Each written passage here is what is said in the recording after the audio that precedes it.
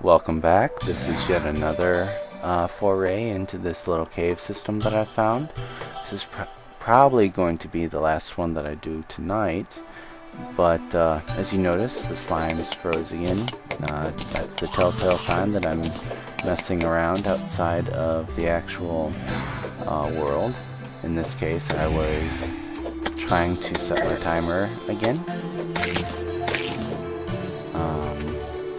Slimes are helpful, they give me gel.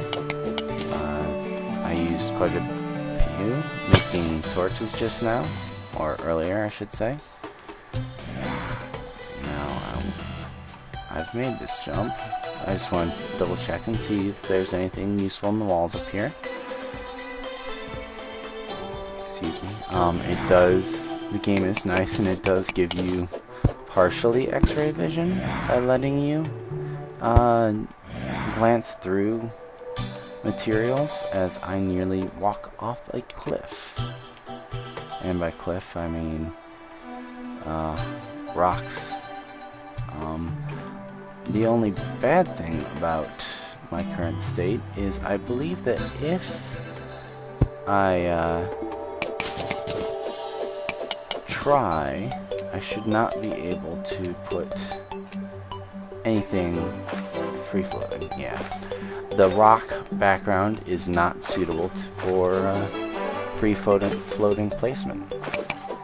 So while it may not have been very long, I will probably mine this out and finish exploring this small little cave system, and hopefully not fall in the water with the jellyfish, because I can get out. It's just tedious. I'll use a lot of dirt squares at this point because that's what I have the most of. Dirt itself can be made to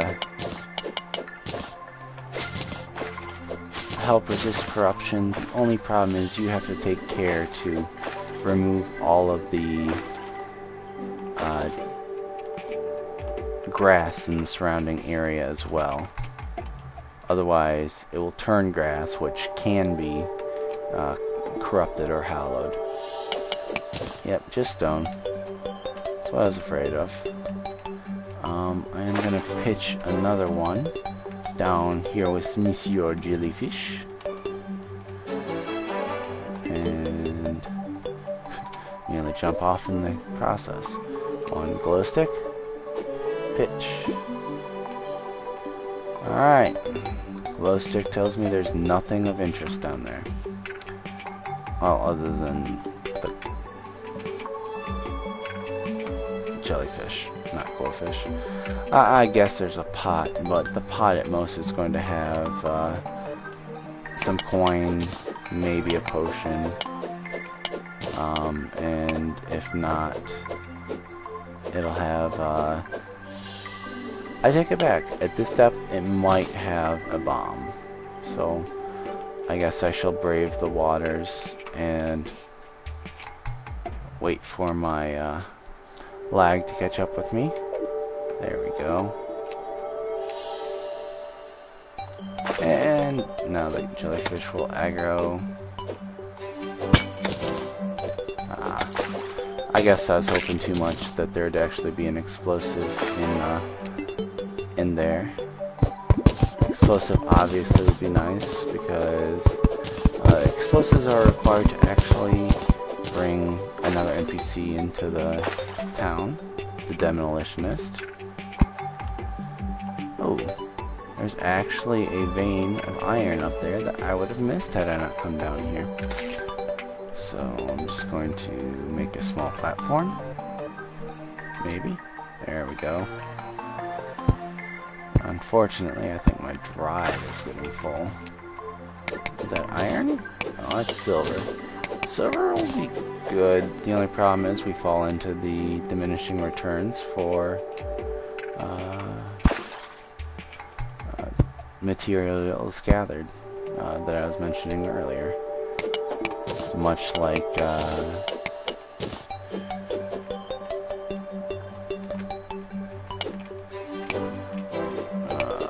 want to say WoW, but WoW is a prime example. my most time invested character was a leathersmith, and so that's what I'll use as my example. He went from needing 3 scraps to make 1 light leather to needing 4 lights to make 1 medium, and so on and so forth.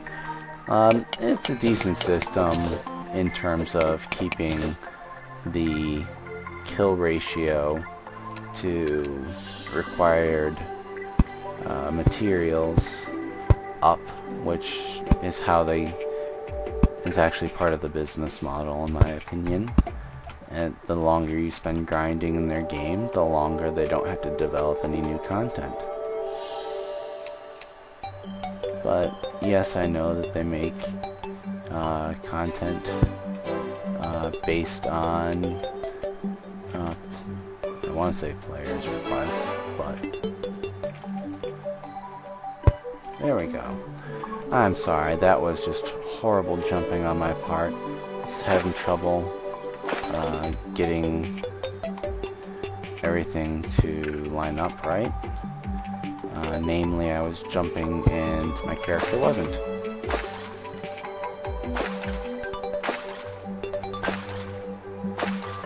Well, it looks like I fixed the jumping problem. But now, rather than risk the deeps, I will take a peek down here. Oh look, they killed a poor goldfish. I are sad, because goldfish are yummy in the tummy.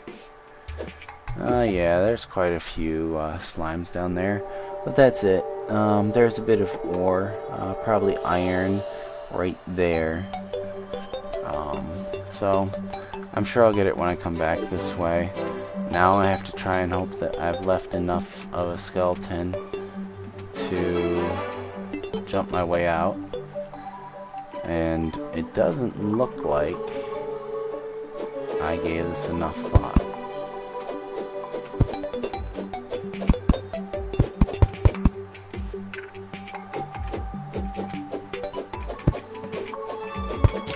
There we go. Now I should be able to make it. The other bad side about the way that I designed this stair step is, like I said, the grass will spread. And when grass spreads, it starts to grow vines. Vines make for a rather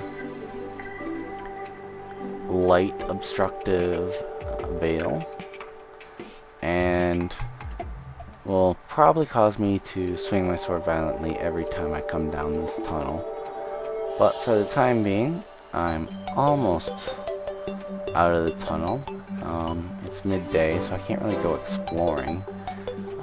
Especially since this is going to be my last video tonight. I guess you get to watch me replenish my wood supply.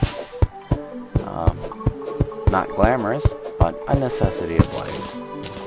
Because, well, everyone needs a little wood.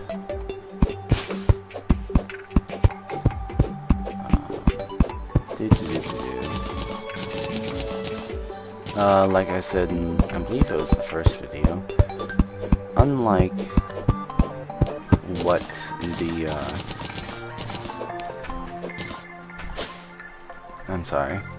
unlike what the game pre-generates, the largest trees I will ever be able to grow with the acorns, will be about this size, maybe this size here.